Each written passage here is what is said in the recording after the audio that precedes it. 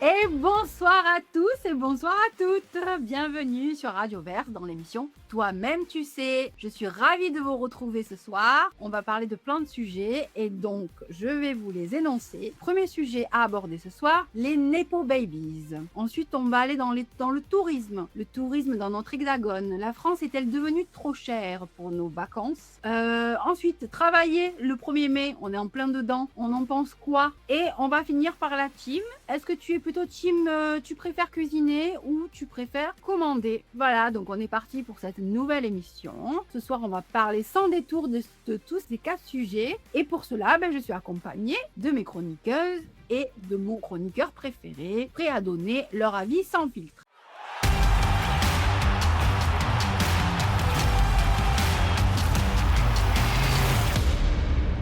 Bonsoir Kiwi. Bonsoir. Ça va, tu vas bien? Ça va, tranquille. Ouais, t'as passé une bonne semaine? Ouais, écoute, la rivière et tout ça, c'était très chouette. Ah, génial, génial, génial. Bon, faudra que tu nous dises un petit peu plus ça en détail, où c'est que tu te trouves, un de ces 4, hein, parce qu'on vienne un peu, nous aussi, profiter de la rivière qui doit être pas loin de chez toi, du coup. On en parlera au tourisme. Ah parfait. On accueille aussi ce soir, Valentine. Bonsoir Valentine. Bonsoir à tous. Ça va? Toi aussi, tu vas bien? Une bonne semaine de passée? Ça va, oui, on est content d'être en week-end. Tu m'étonnes. Ah, et oui, ce soir, petite nouvelle qui fait son entrée dans notre équipe. Alors, cette petite nouvelle, elle a un prénom vraiment, mais très, très beau. Vraiment, je dois dire que j'ai jamais vu un prénom aussi parfait que ça. Elle se prénomme Cécile. Bonsoir, Cécile. Eh bien, bonsoir Cécile. Vraiment, ce prénom est extraordinaire. Vraiment, tu pourras féliciter tes parents. Pareillement, pareillement. Eh bien, je crois qu'on est au complet, non, les filles? Ou peut-être qu'il manque... Ah, si, non, je crois qu'il manque quelqu'un. Eh bien oui, c'est vrai, pardon. J'ai oublié notre Grinch préféré. Bonsoir, Chris. Bonsoir. Excuse-moi, j'ai failli t'oublier, hein. Vraiment. On n'aurait pas pu faire C'est l'émission sans toi. Non, c'est pas la possible. première pierre de ma mauvaise humeur du soir. Oh purée, ça commence. Bon, j'espère que vous êtes toutes et tous prêts pour débattre avec nous de tous nos sujets sans détour. Donc, on va échanger, débattre, confronter nos points de vue. Et on démarre tout de suite avec notre premier sujet de ce soir, le Nepo Babies. Alors, tiens, première question que je mets là comme ça tout de suite. Quelqu'un de nos chroniqueuses et de notre chroniqueur peut-il me dire qu'est-ce que c'est un petit peu le népotisme de base? Qui a envie de répondre? Je vous vois pas trop motivé, hein? Ah, si, Kiwi, alors dis-nous. C'est pas être un peu le fils d'eux ou la fille d'eux? Ouais, c'est Être ça. l'enfant de quelqu'un de connu? Exactement. Et est-ce que vous avez peut-être des exemples connus, peut-être, de ces babies là, de ce Nepo Babies? Lily Rose Depp. Ouais, Oui, exactement. voilà. Tenté à la mairie de Menton. Est-ce que vous voyez de qui je parle? Avant de répondre, je veux bien apporter une petite précision. Le népotisme, c'est différent des népo baby, hein. Le népotisme, de base, c'est des personnes qui abusent de leur position pour faire plaisir à leur entourage proche, que ce soit la famille ou des amis. Les népo babies, c'est autre chose. Les népo babies, c'est les fils et les filles d'eux. Les fils et les filles d'eux d'acteurs, d'actrices, de chanteurs, de chanteuses, d'artistes qui, de par la position de leurs parents, gagnent des places qu'ils n'auraient peut-être pas dû avoir. Exactement. Et on peut citer, comme on disait, donc notre ancien président, son fils, hein, Loïc Sarkozy. Après, on peut aller dans les acteurs aussi comme Zoé Kravitz, la fille de Lenny Kravitz. Donc, il y en a pas mal. Autant en France qu'à l'étranger, de toute façon, les fils d'eux ou les filles d'eux, on en a beaucoup. Et donc, du coup, qu'est-ce que vous en pensez? Est-ce que pour vous, avoir des parents célèbres, ça garantit le succès? Kiwi, qu'est-ce que tu en penses? Moi, au-delà de parler de parents célèbres, je repense à un article que j'ai lu il y a pas longtemps dans un épisode de Topo, le magazine, qui parlait du favoritisme quand tu connais des gens, quand tes parents ont un réseau et que tu es un peu le fils de machin, le boulanger qui fait ci, qui fait ça, et du coup, tu as plus de facilité à trouver. Là, c'était la question du stage, mais du coup, tu auras plus de facilité dans la vie quand tes parents ont un réseau déjà établi. Donc, même si tes parents sont pas hyper connus, tu peux être quand même le fils ou la fils d'eux et être, favorisé en quelque sorte. Alors si on rebondit encore sur le style des acteurs, des actrices, chanteurs et cetera, ça facilite, les castings, les contrats, les opportunités, que d'autres personnes lambda n'auraient pas. Non, Valentine, tu en penses quoi? Bah, oui, oui, c'est un fait. Enfin, j'aurais tendance à dire qu'il y a pas de débat. En tout cas, ça ouvre des portes. Après, ta question de départ, elle était formulée: «Est-ce que ça favorise le succès?» Le mot Mmh. succès, pour moi, c'est quelque chose qui est assez fort. C'est-à-dire vraiment après, cette idée de réussite, alors qu'est-ce qu'on met derrière la réussite aussi, c'est autre chose. On va pas rentrer dans un débat philosophique, mais il y a certains enfants qui essayent de percer parce qu'ils ont peut-être pas forcément trop de talent ou je ne sais quoi, ou les films qu'ils ont choisis, c'est des films qui ont pas forcément rencontré beaucoup de succès de manière générale. Voilà, ça permet en tout cas de pouvoir, plus facilement essayer d'avoir du succès et ça permet de bien sûr d'enfoncer des portes qui sont même, carrément ouvertes de par cette question du réseau. Les moyens aussi économiques des parents, quand c'est déjà des parents qui sont bien placés du coup dans la société, ça aussi, ça permet beaucoup de choses. Que quand on part de rien et qu'on connaît personne, que personne peut, nous faire glisser plus facilement notre nom, notre contact et cetera. Alors qu'on sait très bien que: «Ah mais au fait, il y a ma fille qui voilà», sans forcément parler des célébrités, mais tout de suite on va porter un intérêt qui va être quand même un petit peu plus important qu'une candidature ou un contact de quelqu'un qui est complètement lambda et qui n'est qu'un nom sur, un papier ou un mail quoi, c'est évident. Totalement, totalement. Mais, du coup, est-ce que, le nepo baby doit-il, en fait, être reconnu publiquement quand il a ses privilèges? Est-ce que, du coup, est-ce qu'il doit être affiché, en fait? Cécile, tu en penses quoi toi à ce sujet-là? J'étais un peu sur la même ligne, que Valentine. C'est certain que ça ouvre énormément de portes au départ, mais par Mmh. contre, on peut rapidement se rendre compte que si le mérite, n'est pas au rendez-vous finalement, c'est pas une garantie de succès et au contraire, on va être, plus dur envers, par exemple, un acteur médiocre qui a un nepo baby qu'envers, voilà, une personne, lambda qui n'aura pas percé. On va y regarder à 2 fois. Mmh. Après, est-ce qu'il faudrait pour autant, encadrer les choses? Je ne sais pas trop. Je vois pas vraiment ce qu'on pourrait faire, pour limiter ça. Chris, si toi tu étais à la place de ces nepo babies, est-ce que tu refuserais toi vraiment les avantages que ça peut apporter? Pour te répondre, je vais te répondre, en prenant un chemin un peu, bizarre et tu vas penser au début que je ne te réponds pas. Mais prenons un enfant d'instituteur ou de professeur de lycée. L'enfant, dont les parents, travaillent, sont enseignants, réussissent mieux que, l'enfant, du boulanger. Pourquoi? Parce que les parents savent ce que demande l'école, ce que demande le lycée, l'université et ils leur donnent des codes.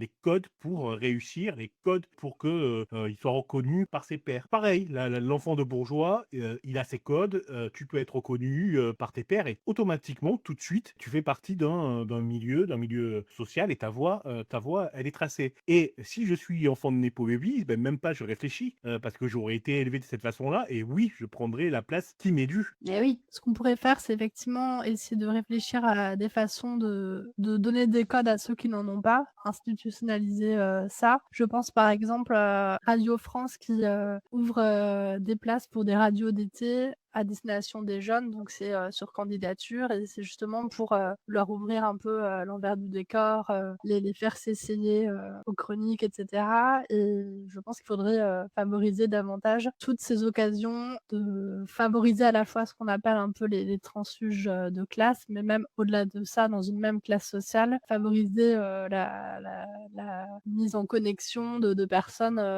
étrangères à ceux, qu'on côtoie, habituellement. Mmh. Ouais, ouais, ouais et du coup, avant de te donner la parole Kiwi, moi je me pose une question. On prend un cas concret de chez concret. L'actrice Lily Rose Depp, est-ce que c'est grâce à son talent ou à son nom qu'elle a réussi pour vous? Kiwi? Ça, j'avoue que je connais pas trop, ce qu'elle a fait, mais juste pour Mmh. rebondir sur, ce que l'autre Cécile disait, moi je me demande sur, ces candidatures ouvertes, aux jeunes l'été, si, justement, est-ce qu'il y a des jeunes qui sont pas, favorisés par, le réseau de leurs parents? Après je trouve Mmh. ça super bien comme, programme, mais justement je me demande si, est-ce qu'il y a quand même des jeunes qui sont pas, un peu favorisés par, leurs parents, qui les inscrivent et qui font monter leur candidature, ou sélectionner leur candidature parce qu'ils connaissent quelqu'un, chez Radio France? Et oui, oui, totalement, mais malheureusement, si on n'est pas dans les petits papiers, on n'est pas trop au courant. Christophe Windy, nous. pour rebondir sur ce que dit Cécile Biss, l'apprentissage des codes, c'est un leurre. C'est un leurre de la bourgeoisie envers les précaires et les fils d'ouvriers. Les concours d'entrée des grandes écoles ou des grands lycées Henri IV, etc., oui, c'est ouvert aux boursiers. Mais vous allez voir l'article du Monde sur comment sont traités les boursiers dans ces écoles. C'est à vomir, quoi. C'est-à-dire que si tu es absent sur un TD, la solidarité, elle est uniquement réservée pour ta classe. Donc, t'es bourgeois en tête, t'es pas bourgeois, t'es boursier, tu es moins que rien. Donc, les codes, ils sont non seulement transmis, mais ils sont gardés aussi. Gardés et pas transmis. Ouais. Et quant à la question s'il y a du talent chez les fils d'eux et les filles d'eux, c'est pas le problème. Je m'en fous, moi, que Lily Rose Depp elle ait un talent ou elle n'ait pas de talent. Le problème, c'est qu'elle a sa place, pas parce qu'elle a prouvé son talent. Elle a cette place parce qu'elle a ouvert le carnet d'adresse de sa mère et de son père. Point. C'est ça qui est dégueulasse. Et quand on entend des actrices comme Alexandra Lamy dire ma fille, elle mérite sa place parce qu'elle est géniale, bah non, tenir une caméra, c'est à la portée de tout le monde. Par contre, aller taper aux portes des financeurs, des producteurs pour avoir du fric, c'est pas toi qui vas l'avoir. Non, pas du tout. Est-ce que vous avez vu en ce moment, il y a un nouveau film qui va sortir où la fille du réalisateur Marshall, Olivier Marshall, voilà.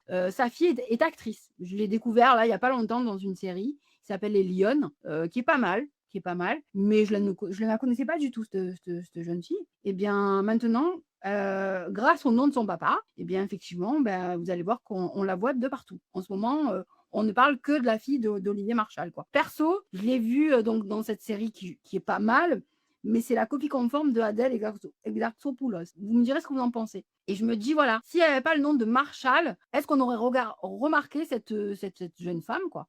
Est-ce qu'effectivement, elle aurait percé comme elle perce? Parce que là, elle est de partout dans les nouvelles séries ou les nouveaux films français qui vont sortir, quoi. Donc, moi, la question que je me pose, c'est voilà, les parents célèbres, j'ai l'impression que ça garantit un petit peu la facilité partout, quoi. Partout, quoi. Et oui, Cécile? Oui, j'avais plusieurs réactions un peu en arrière dans le débat sur le fait que certaines initiatives comme celle de Radio France en réalité ne bénéficient qu'à certaines classes. Je pense qu'il faut quand même ne pas s'auto-censurer, que justement le fait que ce soit ouvert publiquement sous forme anonyme, etc., c'est une forme de contournement de la forme naturelle qui serait de faire passer un CV par son réseau. Donc pour moi, c'est plutôt une initiative quand même qui doit être saluée. Mais par contre, pour aller dans ton sens, c'est vrai que sur Parcoursup, on voit que les enfants issus de familles qui ont les bons codes savent aussi comment encourager leurs enfants pour faire les bons stages, etc.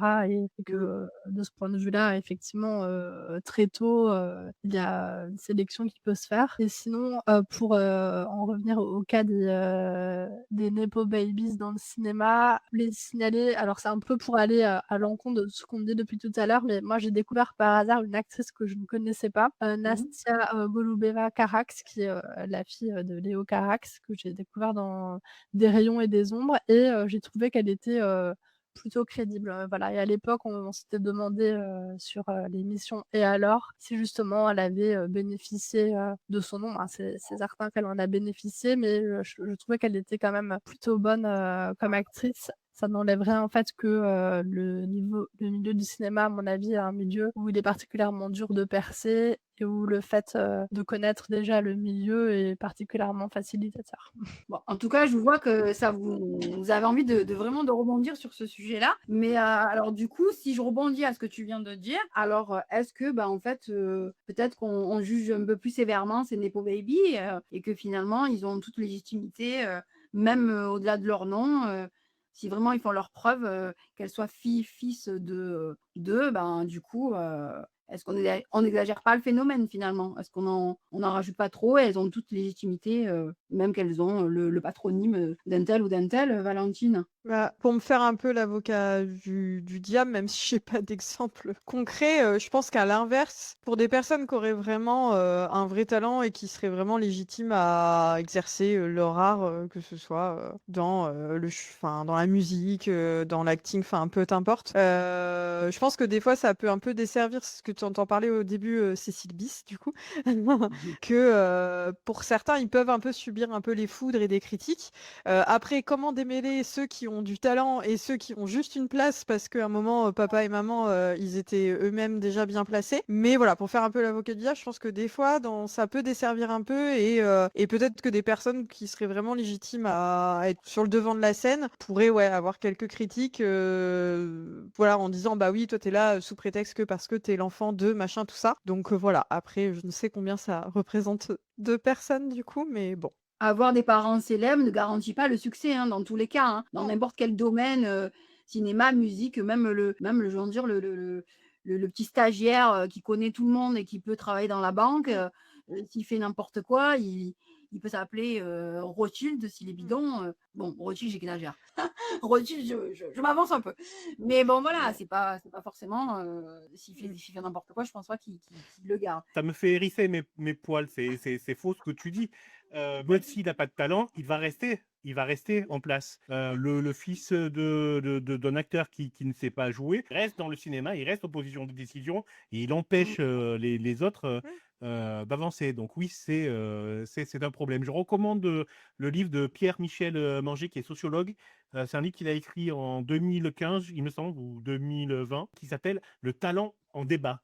Et qui parle justement de est-ce que le talent est héréditaire ou pas. Et la réponse, accrochez-vous, c'est non. Ouais. Bah, c'est vrai qu'il y a des enfants, justement de réalisateurs ou d'acteurs qui, parfois, apparaissent dans leurs films. Je pense, notamment à Alexandre Astier avec Kaamelott où il a fait apparaître, toute sa famille quasiment et il y a un côté aussi où, enfin, quand tu es jeune et que tes parents te font faire quelque chose et que ça te plaît, enfin, j'imagine que ça leur plaît s'ils veulent continuer de faire du cinéma ou de la musique ou de la réalisation ou peu importe. Mais c'est que Mmh. justement, leurs parents leur ont montré ça quand ils étaient plus jeunes et du coup, ça leur a donné un peu, cette envie de faire ça, quand ils sont plus grands. C'est peut-être ça aussi qui fait qu'ils veulent tenter le cinéma avec le nom de leurs parents parce que justement, on leur a montré quand ils étaient petits. Mais vous avez vu qu'il y a aussi certains acteurs et actrices dont les enfants, on ne connaît même pas leur nom de famille parce que justement, ils veulent faire leur propre nom et souvent prennent le nom de la maman ou du papa qui n'est pas connu pour justement faire leur propre trou dans le milieu qu'ils ont souhaité et ils percent par eux-mêmes. Il y a plein d'exemples qui existent. Je te refais la même réponse que tout à l'heure. C'est pas parce que tu dis que tu t'appelles Marion Lavieille au lieu de Marion Deneuve que tu n'as plus du tout accès au carnet d'adresse de ta mère, Catherine Deneuve.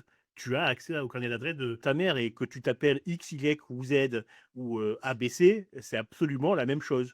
Tu as accès au code du milieu et au carnet d'adresse du milieu d'où tu viens. Point. Oui, tu as une facilité pour rentrer, mais après, c'est pas dit que, enfin, moi, je trouve que c'est pas parce que tu rentres plus facilement dans un milieu que tu peux y rester. L'exemple d'Alain Delon, ses enfants, excuse-moi, mais son fils, Anthony n'a pas eu du tout la même carrière que son père et pourtant il Non, portait le parce nom de qu'il se Delon, quoi. camait du soir au matin. Donc, qu'est-ce que tu veux qu'il fasse? Oui, Cécile, dis-nous? J'ai encore envie de me faire l'avocate du diable. À l'inverse, on ne va pas non plus dire à tous les enfants de personnes connues qu'on leur Mmh. interdit par principe d'exercer la profession de leurs parents au motif que, Exactement. ils ont une carrière, facilitée. Donc c'est Mmh. sûr qu'on a en droit en tant que spectateur, de les attendre au tournant, d'attendre, une certaine, qualité, une certaine, compétence, pour, les juger bons. Je vois pas vraiment le remède, à cet état de fait. Ah ouais, ben Oui. c'est clair. Est-ce que donc du coup, voilà, est-ce qu'on doit changer les règles pour limiter le népotisme ou l'accepter, beh, comme une réalité, hein, voilà, kiwi. Puis il y a qu'à se pencher, du côté des nepo babies, politiques parce que quand on regarde, quand tu disais, «Mais si, il y en a qui s'en vont quand, ils voient qu'ils n'ont pas le talent», mais en politique, justement, ils font que, s'accrocher et rester, du mieux qu'ils peuvent et justement, ils acquièrent quand même une énorme, partie de la communauté dans leur rang. Ouais, moi je sais pas enfin réellement le vrai problème, est-ce que c'est vraiment les nepo babies et leur entourage ou c'est le système aussi qui fait que, bah, que ces gens-là, je suis désolée, bah, ils en profitent quoi. Donc si le système les laisse faire, voilà quoi, oui, Valentine, Bah, est-ce que ces gens-là sont pas aussi un peu des fruits du système, quoi? Et que du coup, c'est bah, ça? en fait, Mmh. oui, en fait, ils font partie du haut panier, en fait, de la société et du système. Donc, et c'est ces personnes-là qui drivent tout, qui sont à la tête de tout. Donc ils chapeautent, ils ont les rênes, ils avancent comme ils ont envie, quoi. Voilà, c'est un peu comme sur un jeu, quoi. Donc, pour moi, ça va un peu de pair, quoi. Après, est-ce qu'ils ont conscience que leur statut fait que ils ont entre guillemets autant de place et entre guillemets autant de pouvoir dans la société? Est-ce qu'ils le conscientisent? Mais en tout cas, oui, ils sont le fruit de tout ça et ils continuent en tout cas de bien alimenter ces inégalités, quoi. Parce qu'ils en profitent. Après, qui ferait peut-être pas Mm. pareil qu'eux, ça c'est. Bah, c'était ça ma question, hein. Si vous étiez à vous à leur place, eh ben, est-ce que vous en profiteriez pas non plus, quoi? Est-ce que vous n'avez pas eu des passe-droits vous-même dans la vie pour un stage, comme on évoquait tout à l'heure, ne serait-ce que pour aller voir un artiste? Attends, je connais le copain de la copine qui peut t'avoir des places. Je t'arrête parce que si tu parles plus, je vais m'énerver. Ce que tu es en train de décrire, c'est la reproduction. C'est la reproduction Mm. sociale. Tu es en train de dire Mm. c'est normal que le fils d'acteur il soit acteur, comme c'est normal que le fils du peintre bâtiment il soit peintre bâtiment. Pourquoi c'est normal? Donc tu es en train de nous dire un pauvre ça reste pauvre, un riche ça reste riche. C'est ça qui est dégueulasse avec les népotismes. C'est-à-dire qu'on permet à des gens de conserver leur richesse, de conserver leur savoir et de bloquer l'accès à tous les autres. Et un fils et un acteur-actrice, producteur de cinéma qui n'est pas du sérail, vous avez 10 doigts. Je suis pas sûr que vous pouvez en lever un demi-un pour me citer un exemple. Quelqu'un veut rajouter quelque chose sur ce sujet? C'est un peu un truc ancestral, hein, les enfants de, Est-ce que pour vous, dans 10 ans, on en reparlera encore des Nepo Babies? bah oui. Mais alors, du coup, l'autre question qui fait que, comme tu disais tout à l'heure, il y a un instant, que c'est depuis la nuit des temps que ça existe. J'ai l'impression que ça choque plus aujourd'hui qu'avant. On en parle plus. Bah avant c'était des nobles. Ouais. Bah la Ouais. fille du baron machin ou la fille de la duchesse truc ou bidule, même si tu la Mm. connais pas et qu'elle fait n'importe quoi, tu dois quand même la Bah, respecter parce que c'est une personne noble. Et là c'est plus et, du respect, c'est du talent, mais Ouais. et le cerf restait cerf, le duc restait duc, le roi restait roi. Si c'est pas si c'est pas un bocage total des perspectives d'avenir, c'est Mhm. quoi? Et derrière, tu avais la religion qui contrôlait. Non, mais reste pauvre et travaille. Dès que tu crèves, promis, le paradis t'attend. Ok, super. Ce qui me pose question Oui. aussi, c'est que notre représentation nationale, justement, ne représente pas la distribution sociale des Français. Mm. Or, c'est à travers la loi qu'on peut justement mettre en place des législations qui vont atténuer l'effet de reproduction sociale. mmh. C'est ce que j'allais te dire. Si on regarde ce qui se passe en haut, est-ce que ceux d'en haut ont envie de modifier ce qui marche depuis des années et des années, quoi? Ce qui C'est marche ça, qui est présent depuis des années et des années, quoi. ce qui marche pour eux, en tout cas. Oui. Exactement. Ce qui marche pour la classe de la bourgeoisie. Je vous invite à passer sur un autre sujet qui est pas mal aussi, qui je pense qui va faire débat. La question de notre tourisme en France. Est-ce qu'on est en train de devenir une destination de luxe, la France? Est-ce qu'aujourd'hui, partir en France, ben, en fait, c'est devenu plus un privilège que de partir à l'étranger? Voilà, donc déjà, voilà, est-ce que le tourisme en France, ben, c'est encore accessible aux Français eux-mêmes? Kiwi, tu veux répondre? Bah moi je vais répondre à la question, il faut habiter dans une zone touristique et puis voilà quoi. Mhm. Et comme ça c'est moins cher, le reste de l'année. Ouais. Oui, non, mais c'est vrai que c'est très cher. Puis en plus, quand on veut, aller, découvrir des endroits, très local, j'ai l'exemple de l'Ardèche parce que, j'ai grandi en Ardèche et je connais très bien. Mais, c'est à la fois très, très local et du coup, il y a des produits qui sont chers, on va dire. Enfin, il faut débourser quand même un peu d'argent, mais c'est un truc local, fait localement, avec le cœur et tout ça. Ou alors tu vas faire le marché et t'achètes un truc, hyper moche où il y a marqué Ardèche dessus avec une chèvre. Bon, il y a aussi ça chez les artisans, mais qui vient de Chine et tout ça et ça, t'en trouves de partout sur les marchés et qui sont à Ouais. 2 balles, mais tu un souvenir de l'Ardèche, voilà. Donc là, tu parles de l'Ardèche, mais est-ce qu'il n'y a pas certaines régions en France maintenant qui sont devenues inaccessibles financièrement? Ne serait-ce que déjà quand tu as envie de te loger, quoi, pour partir peut-être un week-end ou une semaine dans certaines régions. Oui, Valentine. Bah, la France est quand même connue pour être un pays relativement cher et en termes de tourisme. Après, on n'est pas le pays le plus cher, mais on n'est pas de coup le pays le moins cher. Et puis tout est relatif, c'est-à-dire que quand on est un Français, si on part du coup en vacances en Inde, bien évidemment qu'on sera les rois du pétrole là-bas.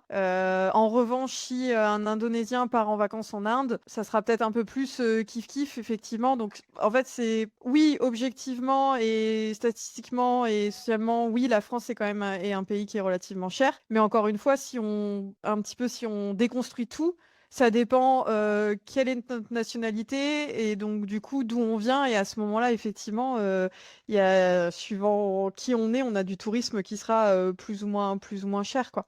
Après, moi, je trouve que ce qui est questionnant, du coup, en France, c'est notamment pour circuler. Dans la France, si tu prends pas une voiture, la SNCF, c'est hors de prix par rapport à des pays de l'Europe de l'Est et de l'Europe centrale, où pour le coup, circuler en train, c'est déjà le réseau est beaucoup plus adapté et il y a des billets de train, effectivement, en euros qui valent pas grand-chose. Mais encore une fois, ils valent pas grand-chose. Pour être en République tchèque, voyager en train, quand on est français, c'est quand même vachement moins cher. On est en mode waouh, j'ai un billet de 3 heures qui m'a coûté 3 heures de voyage qui m'a coûté 15 €. Bah, en France, c'est du 60 balles un billet comme ça. Mais parce que j'étais française. Alors après, c'est quand même connu pour avoir à la Tchéquie un bon réseau quand même de transport en commun, etc. Donc je pense que les Tchèques peut-être voyagent aussi plus en train parce que même si par rapport à leurs revenus, ça paraît pas si peu nous quand on y va, mais en tout cas c'est plus abordable. Mais du coup, il y a là-dessus, il y a pas grand-chose qui est fait. Enfin, la SNCF, ils ont pignon sur rue, il y a que eux en France. Donc les prix sont exorbitants. Donc voyager en train, par exemple, en France, là, oui, c'est vraiment, vraiment très cher, quoi. C'est l'offre et la demande, mais après, moi je dis, est-ce que ce serait pas aussi peut-être les tourismes qui sont en train de faire monter les prix pour les locaux? Est-ce que c'est pas ça aussi la question à se poser? Est-ce que voilà, la France attire énormément de tourisme. D'ailleurs, on est une des destinations, je crois peut-être la première à être visitée.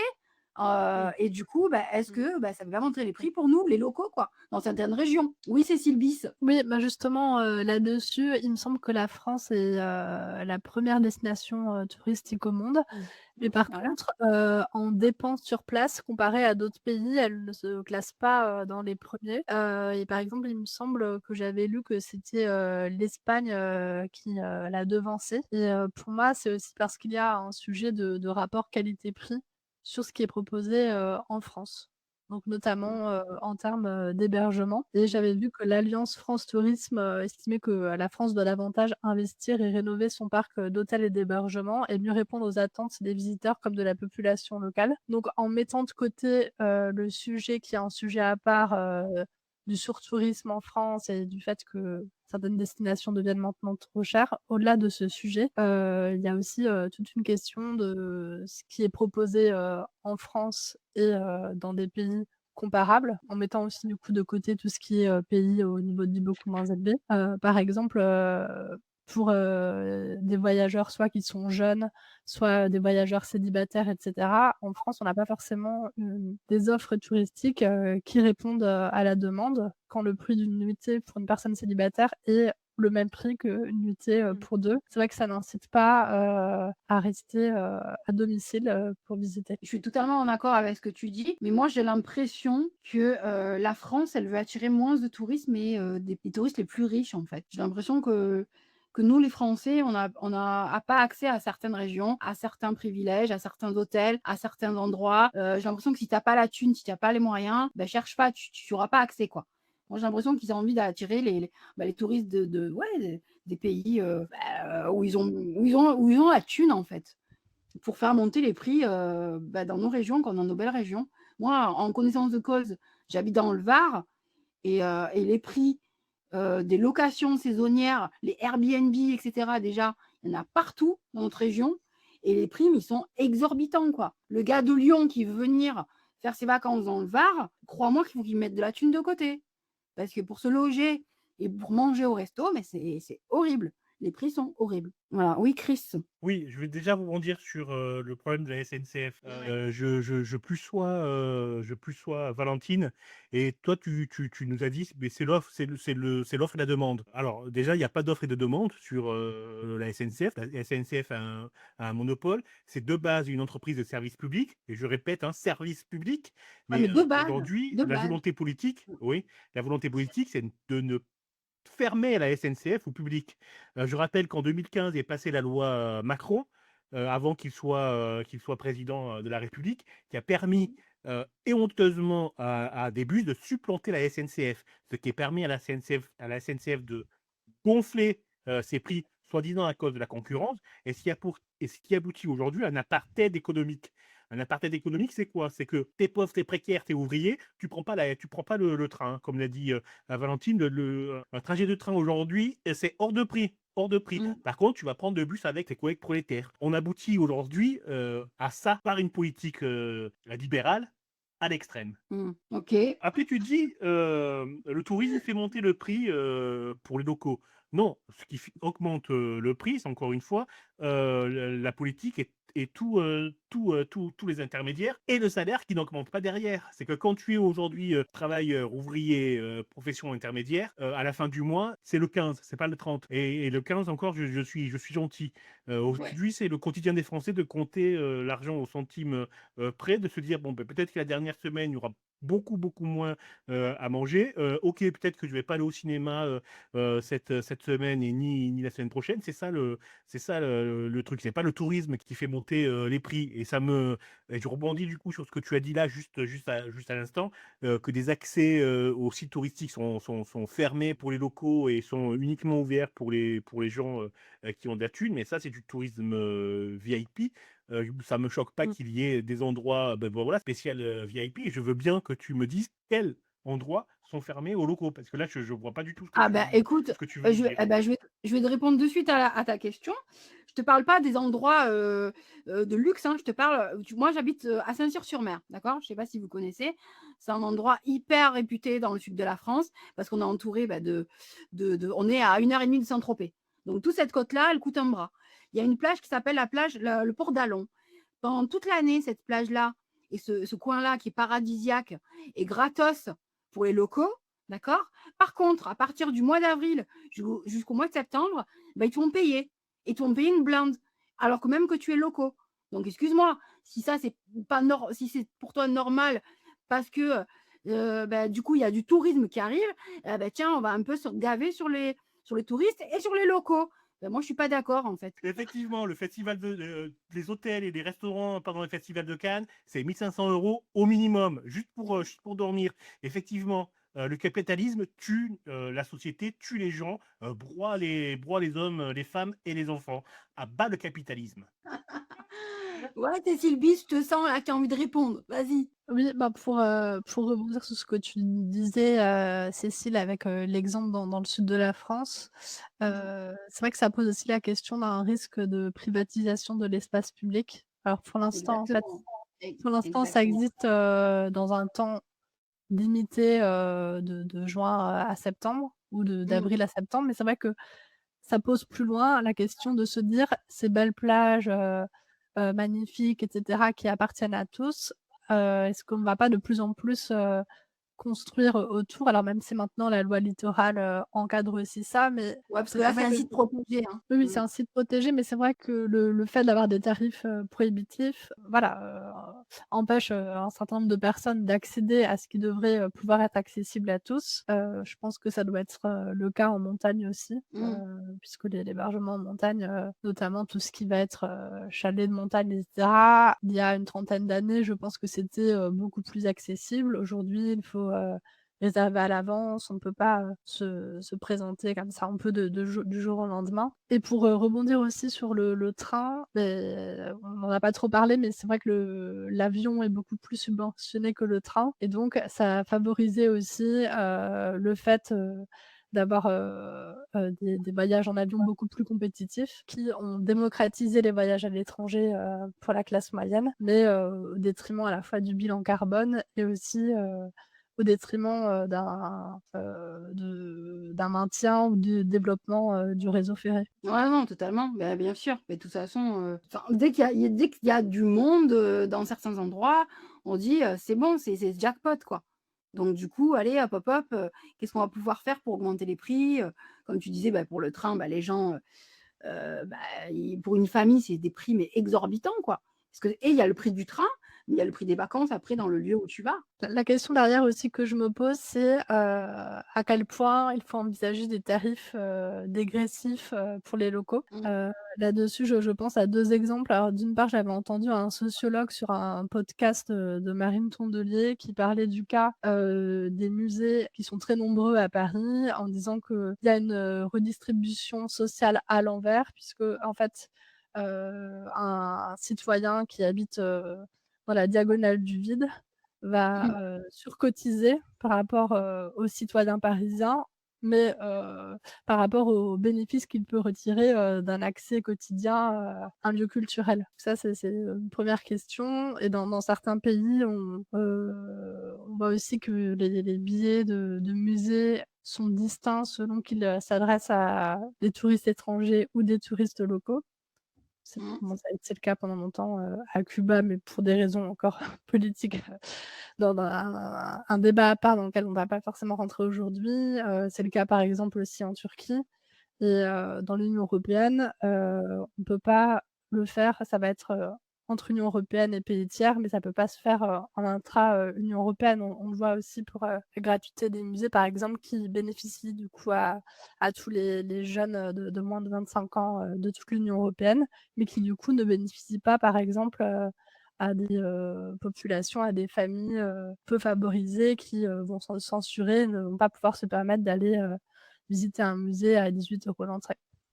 Ouais, ouais, mais totalement. Donc c'est les Français, en fait, sont exclus, pardon. Certains Français, pardon, sont exclus de leur propre pays en vacances, en fait. Moi, c'est l'impression que j'en ai, quoi. Oui, Valentine? Oui, j'ai envie de rebondir sur, plusieurs trucs que vous avez dit, plusieurs choses du coup. Il y a certainement une relation de cause à effet, d'être pays, le plus touristique, au monde. Évidemment, pourquoi la France se priverait, d'augmenter les prix alors que, il y a plein de gens, richissimes qui viennent mettre les pieds en France? Enfin, voilà, parce qu'effectivement, on est dans un monde, capitaliste et que, bah, c'est comme ça que ça marche en fait. Enfin, pourquoi se priver, de mettre des prix parfois exorbitants alors qu'il y aura toujours en fait des gens pour venir payer, pour venir participer à ça et ceux qui peuvent pas, avoir les mêmes privilèges, bah, on s'en fout quoi. Enfin, concrètement, ils se débrouillent quoi. Enfin, ils iront au cinoche, c'est déjà bien quand même, ils vont pas trop se plaindre. Enfin, pardon, c'est du sarcasme, hein, prenez pas au premier Ouais, ouais, degré, non, bien mais c'est ça. évidemment, je précise Non, quoi. mais Mais carrément. bien évidemment et puis c'est enfin le tourisme pour un pays, c'est une énorme source d'économie, enfin au niveau de l'économie. Donc voilà, par exemple, la Corse. S'il vous plaît, les Corses m'en voulez pas parce que vous avez vraiment une île absolument magnifique. Mais c'est le tourisme qui fait vivre, la Corse. Bien sûr. Et en même temps, vous avez une île magnifique, donc forcément. Mais tout le monde peut pas se permettre d'aller en Corse. Mmh. Déjà Totalement. au niveau de l'accessibilité, effectivement, bon là, on va pas prendre le train, hein, donc on va pas, crier sur la SNCF du Mmh. coup. Mais Mmh. l'accessibilité, c'est une île, donc de ce fait, c'est pas simple et il y a pas de pont et cetera. Mais voilà, en fait, voilà, le tourisme, c'est, l'une des sources, économiques d'un pays, l'une des sources le plus importantes, en fait. Donc s'il y a du fric à se faire, pourquoi s'en priver, quoi? Et après, tu parlais, Cécile, des hébergements. Alors, des hébergements, il y en a pour tous les goûts, hein. Mmh. Par contre, effectivement, si tu es une famille avec un salaire mensuel de 1500 € avec 2 enfants, bah, tu vas pas aller dans un hôtel avec spa, quoi. Tu vas aller au camping et tu vas utiliser Et Vac. encore. Oui, oui, mais alors, est-ce que pardon, je te coupe, mais tu sais que comme tu dis, le salaire de 1500 balles pour une famille, elle n'ira pas en France passer ses vacances. Elle ira à l'étranger. Elle ira en Tunisie, elle ira au Maroc, elle ira au Portugal, elle ira en Espagne. Oui. Parce qu'avec ce prix-là, elle va pouvoir se faire plaisir. Mais plaisir de ouf. Alors qu'en France, avec 1500 balles dans un camping, excuse-moi, mais tu n'auras jamais ce que tu as à l'étranger dans nos pays proches frontières, quoi. Oui, c'est certain. Donc, Si on prend la réalité en tant que Français, oui, c'est assez vraiment. dingue, quoi. Et au mieux, tu utiliseras Vacaf, mais avec Vacaf, tu es quand même ultra limité, quoi. Donc, Exactement, c'est oui. et c'est il faut avo et c'est tout un art aussi de réserver et il faut, là, Mmh. pareil, avoir les codes, pour pas non plus être trop éloigné et avoir les ressources pour savoir comment s'y prendre pour réserver, quoi. Et Et puis après, je voulais. surtout, la cave, tu as pas, enfin, je veux dire, pas tout le monde y a accès. Tu dépasses d'un mini Non, plafond, oui. c'est mort. Ah bah oui. Tu n'y as pas Oui, oui. droit. Non, non, voilà, c'est la classe moyenne, concrètement, elle a pas accès à Vacaf, quoi. C'est vraiment pour les classes les plus précaires, quoi. Donc oui, ça c'est une réalité que à partir du moment où on a les moyens de se payer un billet d'avion, après une fois arrivé sur place, ça coûtera quand même effectivement moins cher. Mais c'est ce que je disais au début, c'est-à-dire que quand on arrive, même si on est si on fait partie d'une classe sociale plutôt populaire, bah quand tu arrives avec un SMIC français dans un pays, dans un autre pays, du coup, qui est un peu moins développé, effectivement, tu es Ah à oui, c'est une 2000 rois du réalité, pétrole, ouais. quoi. Enfin, il y Ah a aussi ouais. cette réalité-là. Mais si on se met sur le principe là, dans le débat, effectivement, qu'on est un vacancier français, oui, il y a cette réalité-là, quoi. Et par rapport, vous parliez aussi des espaces naturels, etc., des lieux de visite. Tu parlais, Cécile, justement, de toi, ton exemple vers chez toi. En Ouais. France, on est quand même un des pays qui a des espaces naturels, des hectares de forêt ou de lieux Mmh. boisés qui sont Mmh. privatisés, en fait, qui appartiennent à des gens, Ouais. où c'est leur chez eux, quoi. Et ces gens-là peuvent avoir la possibilité effectivement, de faire payer les visites, etc. Alors que dans des pays, je me permets de reprendre, mais comme la Tchéquie ou même au Canada, en fait, la plupart de ces lieux-là, ils sont publics, en fait, voire Eh ouais. presque Eh oui. toujours. Et ça, un vrai débat de société. Et enfin, moi, je trouve que enfin, moi, ça m'hérisse les poils, quoi, de se dire que la nature, en fait, appartient à des personnes. Parce qu'ils ont un sac d'or, en fait, dans la main, et ils vont se dire, bah moi, ça me plaît d'avoir cette petite forêt là de je ne sais combien d'hectares, donc je vais Mmh. l'acheter, et puis pourront aller la visiter que les personnes qui seront en capacité de payer, quoi. Et ça par contre, ça c'est ouais, encore une belle réalité du capitalisme, c'est une belle tristesse, moi je trouve surtout. Et là, on voit tout de suite bah, les inégalités, quoi, qui peut Ah se mais permettre d'avoir mmh. accès plus que d'autres personnes, quoi. Alors après, par exemple au Québec, beaucoup de parcs nationaux naturels sont payants aussi. Mais voilà, Mmh. parce que l'économie du Donc c'est pour pays, c'est ce l'entretien. qui pour C'est pour l'entretien des l'entretien, parcs aussi. oui, oui, Voilà. mais parce que le tourisme, c'est économiquement aussi, c'est ce qui fait remplir les caisses du coup d'un État, quoi. Ah, ce que tu disais aussi, il y a des particuliers, comme tu disais, qui ont décidé d'acheter la forêt à côté de chez eux ou quoi ou qu'est-ce. Mais moi, c'est que je vis dans une région hyper touristique et des villas au bord de mer avec des sentiers privés, il y en a à foison. Et quand tu as le malheur de passer par chez eux parce que bah, tu sais pas que c'est chez eux, ils viennent te faire la guerre en te disant non mais c'est chez moi, vous passez pas. Alors il n'y a même pas de panneau, il n'y a rien, tu vois. Et tu dis mais ah bon, ben ok, ben, je n'étais pas au courant, ben si si. Donc chacun fait comme il veut en fait. C'est guinguette comme on dit chez moi. Voilà. Mmh. Donc oui, Kiwi, qu'est-ce que tu veux nous dire? Bah, moi, j'aimerais faire le parallèle avec le capitalisme et vous présenter, les options, un peu, voyage léger, au niveau de l'argent et vous dire que d'abord, il y a énormément de festivals en France de partout et que si jamais vous avez une ville en tête ou un endroit en tête, vous pouvez vous renseigner sur, les festivals qu'il y a, à cet endroit et être bénévole, pendant le festival et du coup, en général, il y a une solution de logement, même si c'est des tentes, c'est quand même, cool et c'est gratuit comme, camping et des fois tu es nourri aussi et tu peux quand même explorer un petit peu la ville, même si, il y a quand même une participation au festival et je vous invite à choisir des festivals cool quand même et je viens de revérifier l'information et les Erasmus, plus sont disponibles à tout âge. Il faut juste se renseigner sur, la plateforme et l'établissement, qui accueille le programme, mais c'est disponible vraiment à tout âge et ça permet déjà de faire un programme qui est chouette et aussi en général de partir, à l'étranger ou même partout dans la France, à peu près et je vais faire juste une parenthèse sur les jeunes parce qu'on est toujours aidés. Il y a un programme qui s'appelle, Départ 18-25 qui, si vous êtes, sélectionné ou juste sur dossier je crois, peut vous permettre d'avoir une aide de jusqu'à 200 € pour, juste voyager. Et il faut, juste pouvoir mettre 50 € minimum dans le voyage, mais c'est déjà énorme d'avoir 200 € juste pour voyager de la part de l'État, quoi. Oui, oui, alors là, oui, là, ce que tu disais, oui, pour en revenir, c'est qu'effectivement, là, tu parles des jeunes, même pour les festivals. Ok, c'est ça, c'est top. Mais quand on parle d'une famille, c'est compliqué pour elle. Tu vois, les festivals, tout ça, c'est pas envisageable, en fait. Donc, tu te dis, bah, la famille, en fait, elle fait comment pour partir en vacances, quoi, en France? C'est ça aussi la question, quoi. Je donnais juste des Donc, solutions. ouais, non, non, mais c'est très bien, c'est très bien. Et d'ailleurs, il faut le dire. Il faut le dire exactement tout ce que tu as dit, c'est hyper important parce qu'il en faut pour tout le monde, quoi. Totalement. Et je suis OK avec ça, quoi. Et du coup, moi, la question que je me pose, et peut-être Cécile, tu vas pouvoir y répondre, C'est est-ce qu'il faut réguler, finalement les prix du tourisme en France, en fait? Pour que du coup, tout le monde ait accès, à un petit bout de notre chère France peut-être? Alors, j'allais pas du tout partir là-dessus, mais je note la question Ouais, pour y répondre à tout à l'heure. Pour revenir sur, tu parlais, Valentine, de VACAF. Je disais qu'en France, les aides aux vacances sont inégalement réparties. On a c'est d'une ça? part, toutes les aides, plutôt de comités d'entreprise qui sont accessibles à certains salariés, mais ça va être les salariés, de grosses entreprises de plus de 50 salariés. De l'autre côté, l'aide aux plus pauvres via les caisses d'allocations familiales et au milieu, on a une grande partie de personnes qui justement n'ont pas forcément, accès, à ces aides, aux vacances. Et du coup pour, amorcer, une réponse à ta question, Cécile, je me demandais dans quelle mesure les recettes du tourisme, pourraient ou devraient être mieux réinvesties justement pour les citoyens et notamment Mmh. pour les citoyens, locaux qui habitent, à l'année, dans ces lieux aussi touristiques. Ouais. Ouais, je suis ouais, c'est ça. C'est la question qu'on pourrait leur poser à nos grands élites qui votent des lois et qui se gavent, un peu plus chaque jour. Non, il ne faut pas bloquer les prix pour le tourisme. Il faut que nous ayons tous de l'argent suffisamment pour vivre et non plus survivre. Point. C'est ça le vrai Mmh. combat qu'on doit mener et pas pour avoir accès à une plage ou pouvoir partir après 11 mois et demi de labeur payé 1 euro de l'heure, aller tremper son petit doigt de pied dans une eau à peu près froide. Non. OK, on a bien compris que toi, tu vas être augmenté, hein, on a bien compris. Ça, il faut que tu en parles à ton patron. Non, je suis mon propre patron. Je ne veux pas être augmenté. Je veux que la totalité de la population humaine sur cette terre Mmh. puisse vivre correctement. Bon, allez, on va clôturer. Je vous laisse parler, Valentine et après Cécile pour finir.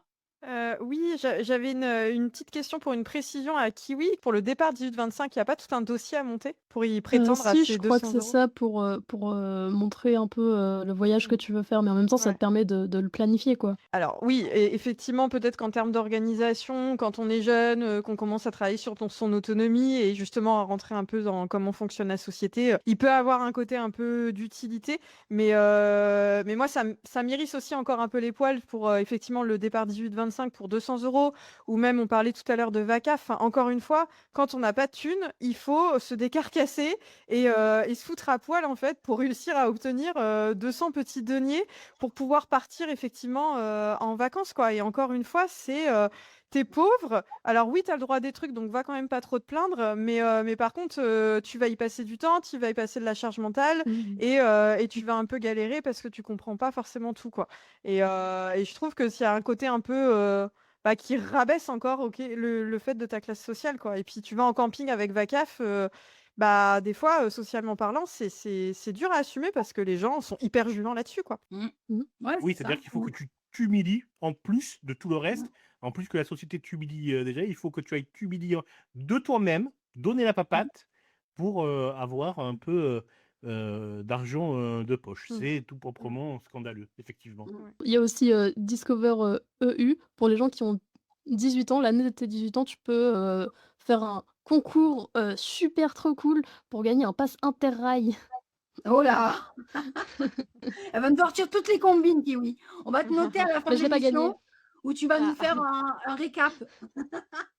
Oui, Et Cécile Bis, dis-nous? Enfin, le mot de la fin qui va pas forcément être, très réjouissant, mais c'est de rappeler que selon, le CREDOC, qui est un observatoire, de la qualité de vie, quelque chose comme ça, 40 des Français, ne partent pas en vacances. Ah ben merci, super fin. Ouais. Selon le CREDOC, c'est le Centre de recherche pour l'étude et l'observation des conditions de vie. Donc D'accord. évidemment, il existe toujours, des petites astuces, comme celle de parler kiwi ou la Mmh. possibilité aussi d'échanger son appartement avec, l'appartement d'un autre. Mais là encore, ça va dépendre aussi, de ce qu'on a au départ puisque c'est Oui, sûr ce que que tu peux proposer, bien sûr, bien c'est sûr que la évidemment, ouais. petite ferme, rétapée dans le Lot, va davantage faire rêver, qu'un appartement, en Mmh. vingtaine banlieue. Mais il est toujours possible, voilà, quand on a vraiment envie de voyager, d'essayer de trouver des solutions. Mais malgré tout, le voyage ne s'est pas tant démocratisé que ça si 40 des Français ne partent pas en vacances. Ouais, mais c'est assez triste comme, comme constat. Valentine, je te laisse vraiment le mini mot de fin. Et ça pourra faire l'objet d'un autre débat parce que, alors ça se fait un petit pas de côté sur notre débat de ce soir, mais par rapport au tourisme quand même. Moi aussi, j'ai un autre truc qui m'hérisse les poils, c'est les difficultés d'accès au logement à l'heure d'aujourd'hui en France à cause du Airbnb, quoi. Combien Ouais. de logements en fait sont des logements, alors Cécile, tu nous le diras très certainement d'autant plus dans ta région, mais sont en fait des logements saisonniers, des Ah gens là qui là, ont la thune d'acheter en fait des apparts pour les c'est ça. louer en vacances parce qu'en fait, quand tu loues 500 balles la semaine, Mmh, alors qu'en fait, ça serait le prix que tu louerais au mois, bah, c'est quel ça. est l'intérêt en fait de faire du logement, fixe en fait? Et Mmh. ça participe à une véritable crise du logement, aujourd'hui, à cause du tourisme, quoi. Donc voilà, on pourra parler de ça, la prochaine fois Ah mais si vous avec, voulez. grand plaisir parce que je te confirme que les locations Airbnb, elles ont bien aggravé la situation. Il y a pas un jour où je ne vois pas des locations saisonnières en ce moment qui sortent, rien que pour ma ville en fait Mmh mh. et je vois d'autres personnes qui galèrent et qui lancent Mmh. des appels en disant: «J'ai besoin d'un logement, je Ouais. viens d'arriver dans la région ou je déménage ou je divorce» ou peu Mmh. importe et qui sont en galère quoi. C'est d'une tristesse, moi, je trouve, Mais complètement. Mais oui, ça sera un bon débat aussi à faire, je pense, pour, une prochaine émission, avec grand plaisir. On va faire une petite pause dans le débat, hein. On garde la même énergie, pas vintage, hein, les girls et le gars là, mais on va enchaîner en fait, avec un petit peu de douceur et on va écouter la voix de Rita Ora avec le titre «Left You Love Me». Voilà, je vous laisse découvrir si vous ne la connaissez pas. Et après, on se retrouve bah, juste après pour la suite du débat, donc restez avec nous.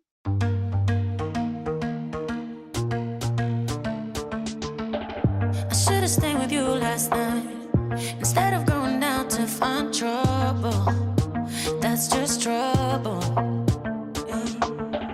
I think I run away sometimes whenever I get too vulnerable.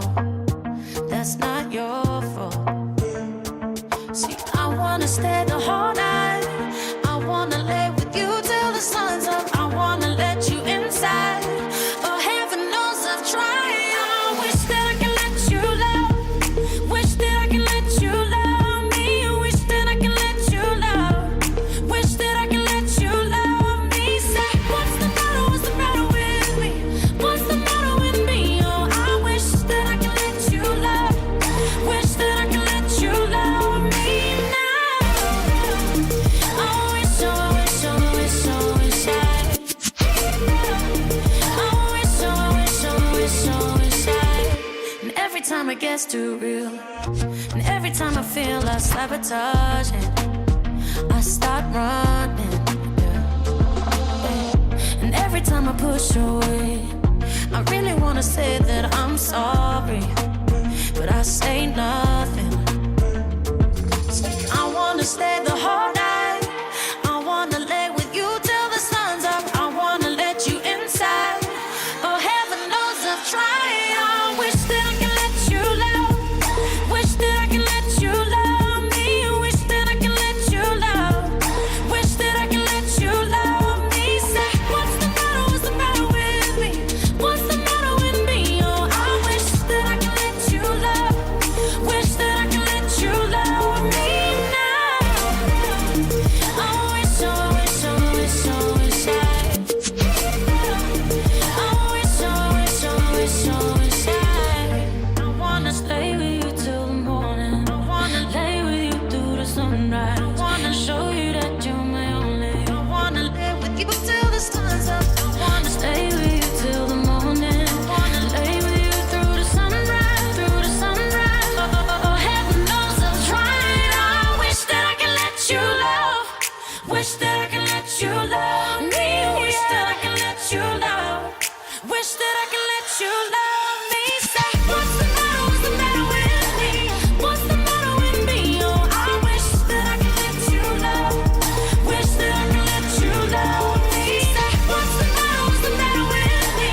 What's the matter with me? Oh, I wish that I can let you love. Wish that I can let you love me now. I wish, I wish, I wish, I wish I. Oh, wish, I wish, I wish, I wish I. Après cette petite pause un peu plus douce, on repart dans le vif du sujet, mes amis. Et avec un sujet, je pense qu'il va faire bien un bon gros débat. Travailler le 1er mai, on en pense quoi? cher ami. Voilà, donc le 1er mai, est-ce qu'il doit rester un jour totalement non travaillé? Est-ce qu'il est logique d'interdire de travailler dans certains secteurs pour le 1er mai? Voilà, le 1er mai, symbole social ou règle dépassée? On en pense quoi de ce sujet bien chaud, Valentine? Moi, je suis dubitative. Donc, Ah, je vais vous dire pourquoi j'arrive pas à me positionner, mais vous allez peut-être réussir à me convaincre. En fait, c'est toujours si les personnes sont OK, ont choisi de travailler le 1er mai et qu'ils ont la chance d'avoir un métier où c'est majoré, mmh, ça peut être cool. Sauf que souvent, quand on est ouvert le 1er mai, c'est le secteur de la restauration, notamment de la vente, qui sont des secteurs où les conventions collectives, surtout pour le secteur de la restauration, font que de toute façon, peu importe le jour férié, le week-end et l'horaire à laquelle tu travailles, tu seras pas majoré, voilà. Donc moi, c'est toujours le fait de est-ce que pareil, est-ce que c'est ton patron, ton employeur qui t'impose de bosser le 1er mai alors que tu avais envie, bah, là, par exemple, pour cette année, de te faire un week-end de 3 jours? C'est toujours cette idée de est-ce que c'est choisi, c'est OK, si c'est subi, c'est moins OK, surtout, si tu pas majoré, quoi. Et après, l'autre truc où je me dis aussi, est-ce qu'on pourrait pas, juste des fois, se foutre à la paix et de se dire: «En fait, le 1er c'est la fête du travail et en fait, pour une journée, on peut mettre l'économie un peu sur start, en fait». Enfin, on l'a vu pendant le covid, bon, ça a eu des effets, mais en fait, c'est pas grave. Ça a des effets sur l'économie, mais je veux dire, si les choses s'arrêtent un peu de tourner à ce moment-là, enfin, je veux dire, ça va aller quand même, quoi. Donc se dire des fois, on faire une petite pause dans l'année, où juste les gens restent chez eux, où vont se balader et on s'organise autrement, quoi, pour, les choses un petit peu du quotidien, aller faire les courses et cetera, quoi. Et puis après, il y a le fait de toujours, bah, tu as un jour férié, les enfants sont pas à l'école et qui va garder tes gosses si toi tu fais partie d'un job où, tu es obligé de travailler, quoi? Alors que là, si personne travaille, les enfants sont pas à l'école et toi tu peux garder les enfants, quoi. Mais, en ayant toujours l'option quand même, que ce soit à ce moment-là, si tu peux profiter du jour férié, pour autant que ce soit un jour, bah, férié qui soit payé, quoi, comme les autres jours fériés, quoi. surtout que Voilà. cette année, c'est tombé, en fin de semaine. Donc du coup, ça a fait un long week-end, pour les gens qui ont eu la chance d'avoir enfin la chance, normalement, c'est pas la chance, c'est un jour férié, inscrit depuis la lutte des classes. Oui, Cécile, toi, que tu en penses quoi à ce niveau-là? Est-ce que tu penses qu'il faut autoriser tout le monde à travailler pour la fête du travail? Ou alors c'est aux patrons et aux salariés, aux employés de décider s'ils veulent ou pas travailler, s'ils travaillent, d'être payés double, voilà, tu en penses quoi toi? Alors moi, mon avis, il est très tranché. J'y suis totalement opposée. Mais Ah, dis-nous juste pourquoi? avant, de vous expliquer pourquoi, je voulais juste, rappeler à Mmh nos mh. auditeurs que le 1er mai est le seul, jour férié qui est obligatoirement, chômé et payé en France. Mmh. Les autres jours fériés, ne sont pas tous, chômés, c'est-à-dire, payés. Ça dépend, des conventions collectives et pour Mmh. moi, le fait de choisir en particulier le 1er mai pour, revenir justement sur ce jour, chômé, c'est particulièrement, révélateur puisque c'est un jour qui était justement assez universel à l'origine pour permettre, à l'ensemble de la population, de ne pas travailler et également, comme tu le rappelais en introduction, parce que c'est, un jour qui commémore aussi, les luttes sociales, qui commémore, toutes les luttes au 19e siècle pour, réduire le jour de travail à une journée, de 8 heures. Donc Mmh. je suis, très, très dubitative sur le fait d'introduire des dérogations supplémentaires pour permettre à certains corps de métier, de travailler ce jour-là. Juste aussi pour, rappeler ce qu'il en est pour l'instant, qui est sur la table, ce serait, de permettre aux travailleurs, de boulangerie et de fleuristes de Mmh. venir travailler sur la base, du Volontariat? volontariat et en étant, payés. Donc ils seraient payés 2 fois, payés parce que le jour est chômé et payés parce qu'ils travaillent, ce jour-là. Mmh. Mais, les syndicats, pointent le risque, d'avoir, un exemple similaire à celui du travail du dimanche. C'est-à-dire qu'au début, on propose, une situation basée sur le volontariat à grand renfort de majoration, de salaire et de fil en aiguille, au fur et à mesure, qu'on élargit les dérogations et que ça se démocratise finalement, d'une part, les salariés n'ont pas vraiment de possibilité de refuser ce jour de travail qui leur est imposé. Et en plus de ça, la majoration du travail devient de moins en moins pertinente à mesure que finalement le jour devient un jour travaillé comme les autres. Donc c'est pour ça que je suis vraiment totalement opposée en fait à travailler ce jour-là. Je pense, comme le disait Valentine, qu'on peut se mettre off une journée dans l'année et s'organiser pour avoir fait ses courses avant, que c'est aussi l'occasion de se retrouver en France, mais aussi au-delà dans le monde entier, puisque c'est un jour qui est férié dans 160 pays et qui n'est pas systématiquement chômé, mais en tout cas, par exemple, rien que dans l'Union européenne, 23 pays ont le long comme jour férié. L'Irlande, elle, là, le premier lundi du mois, donc cette année, ça va être le 5 mai. Voilà, donc je pense que ça doit rester un jour qui commémore la lutte en faveur de nos acquis sociaux et d'un rapport de force dans le cadre du droit du travail plus favorable aux salariés qu'il n'était jusqu'ici, et que toute entaille en fait dans ce droit du travail ne ferait qu'amenuiser cette conquête de nos acquis sociaux. Ouais, mais alors du coup, pour toi, est-ce qu'il faut, enfin pour toi et pour vous toutes et tous, est-ce qu'il faudrait moderniser le 1er mai ou alors le sanctuariser en totalité? Chris Mustir-Grange, je pense que tu vas nous dire des trucs sur ce sujet, je te sens. Oui, mais moi je suis d'accord avec Cécile, elle a très très bien expliqué le problème. Moi je vais juste ajouter que cette idée d'un jour de travail qui n'est pas travaillé et qui est payé, et c'est ce point-là qui pose problème au patronat et à d'autres personnes dont je ne citerai pas. Mais cette polémique, elle vient pas de bas gauche, hein. Elle vient plutôt de gens qui tentent d'hurler à droite et qui tentent de nous imposer leurs valeurs, et je mets valeurs entre guillemets, qui est travaille, tais-toi, ou plutôt travaille jusqu'à ce que tu en crèves. Ouais, mais alors attends, moi j'ai une question concrète à vous poser, à vous tous. Un étudiant qui veut bosser ce jour-là pour gagner plus, on lui dit quoi? On lui dit non? Alors là, tu confonds tout. C'est comme le travail de dimanche. Les gens qui travaillent le dimanche, c'est pas parce qu'ils aiment leur travail, c'est parce qu'ils n'ont pas d'argent et que le dimanche Mm. est payé double. Donc oui, Mm. il y a eu la polémique il y a quelques années avec les Leroy Merlin qui voulaient ouvrir le dimanche, on leur a dit non, et les salariés ont été vent debout pour exiger l'ouverture de leur magasin le dimanche. Mais c'est pas parce qu'ils aiment le patron, c'est pas parce qu'ils aiment ce qu'ils vendent, c'est pas parce qu'ils aiment conseiller le vis de 12 ou le vis de 10 à tonton Robert le dimanche, c'est parce qu'il n'y a pas de viande dans l'assiette. Point. Et je reviens alors, j'ai l'impression que je répète ça depuis le début de l'émission. Au-delà du travail le dimanche et au-delà du travail le 1er mai, donnez-nous du fric. Mm. Ouais, je suis OK.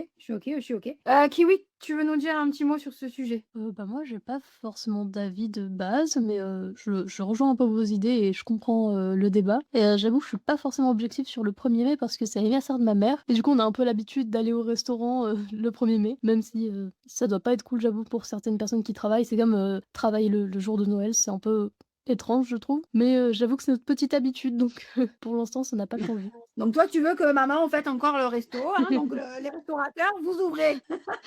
Tout Pour à maman fait. Kiwi. OK, on entend. Valentine, dis-nous ton avis à toi. Alors, c'était surtout pour dire qu'au début, j'étais entre deux, que je me suis dit que j'allais vous écouter et Évoluer? voir si vous allez réussir à me faire plier d'un bord plus que l'autre. Cécile, elle a plié le game direct quand elle a pris la parole.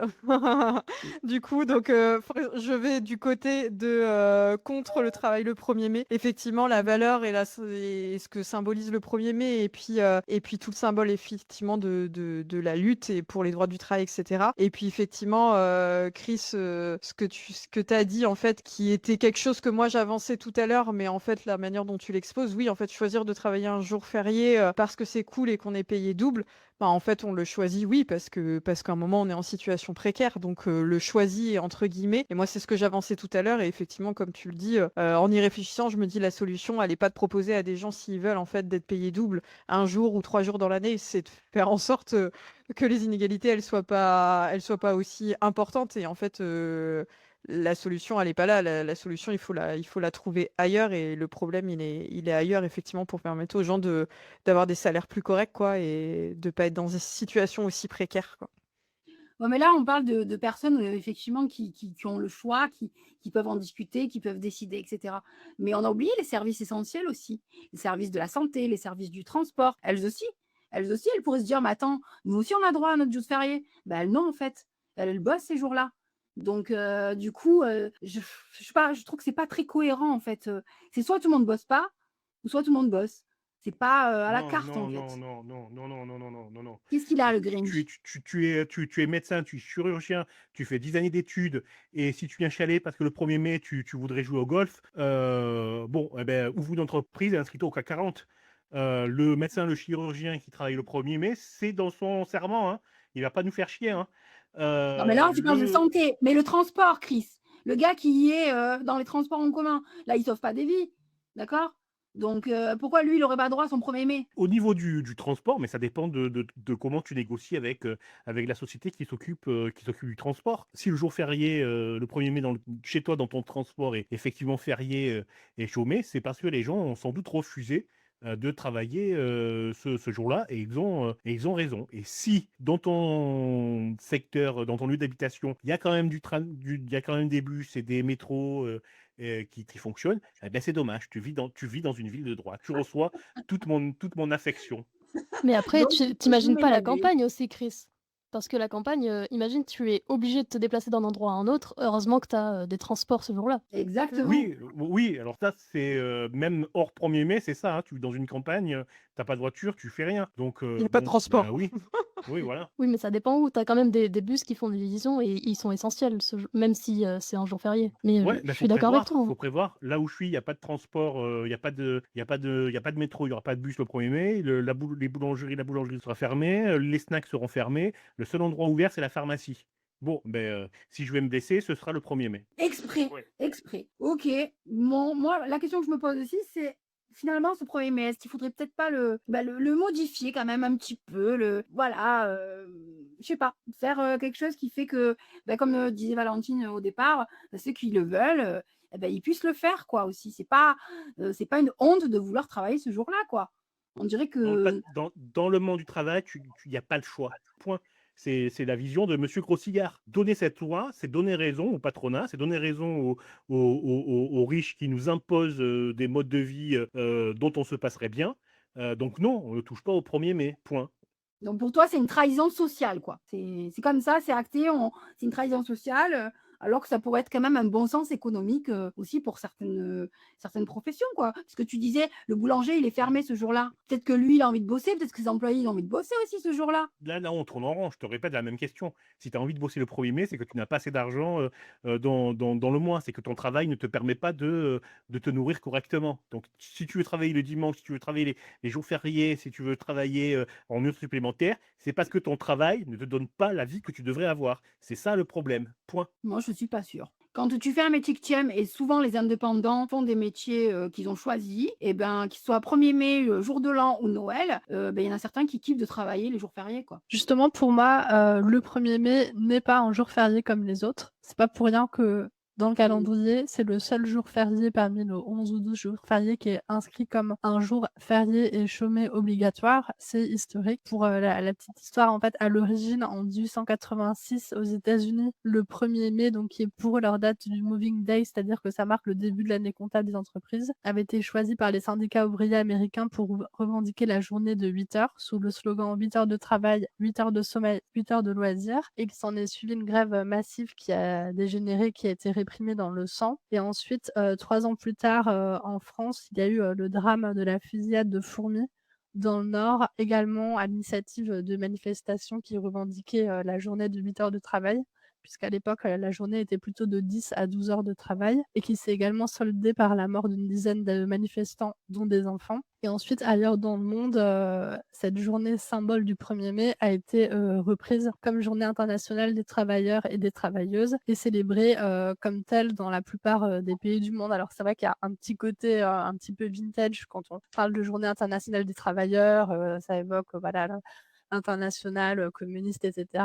Mais c'est aussi parce que c'était un jour qui est aussi choisi par les syndicats pour manifester en faveur des acquis sociaux. Et pour moi, choisir précisément ce seul jour du calendrier comme un jour où on voudrait accepter délibérément d'aller travailler pour gagner plus, c'est une façon de se tirer une balle dans le pied en choisissant de renoncer au jour qui est internationalement férié en commémoration d'acquis sociaux qui ont été conquis dans des bains de sang. Donc je suis totalement défavorable au fait de travailler le 1er mai. Je suis déjà assez sceptique sur, le fait, d'étendre, la journée au travail, de dimanche puisque comme le disait, Chris, ça nous fait aussi oublier que, la vie ne se définit pas que, par le travail.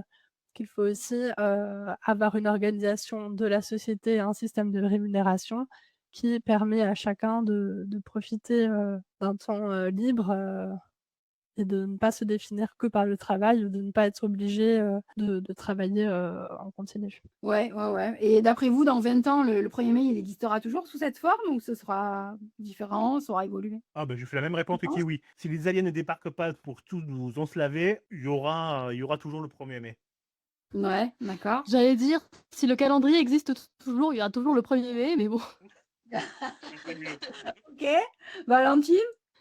Alors moi, j'ai une théorie, plus sceptique. Effectivement, je pense que le 1er mai, risque de devenir, comme les autres jours fériés, un jour où les secteurs, de la restauration, de la vente, vont ouvrir parce que, figurez-vous qu'aujourd'hui, en allant à Jardiland, et nous ne sommes pas un jour férié aujourd'hui, et bah, Jardiland sera ouvert le 1er mai. Et bah, je suis tombée des nues. Voilà, je ne pensais pas. Donc je me dis, si Jardiland commence à ouvrir un 1er mai, on est foutu. Ça va être comme ça de plus en plus, quoi. Enfin, moi, je suis plutôt sceptique si à ce moment-là, effectivement, je rejoins Cécile Bis sur le fait que, voilà, c'est historiquement, après des années de lutte, le seul jour férié qui est censé être chômé et rester comme ça. Par Ouais. respect pour le sang versé par nos camarades, le 1er mai doit rester férié et payé. Point. Kiwi, dis-nous ton dernier mot à ce sujet. Bah, c'était pour revenir un peu sur la lutte des classes, enfin la lutte, tout court, qu'il y a le 1er mai dont parlait, Cécile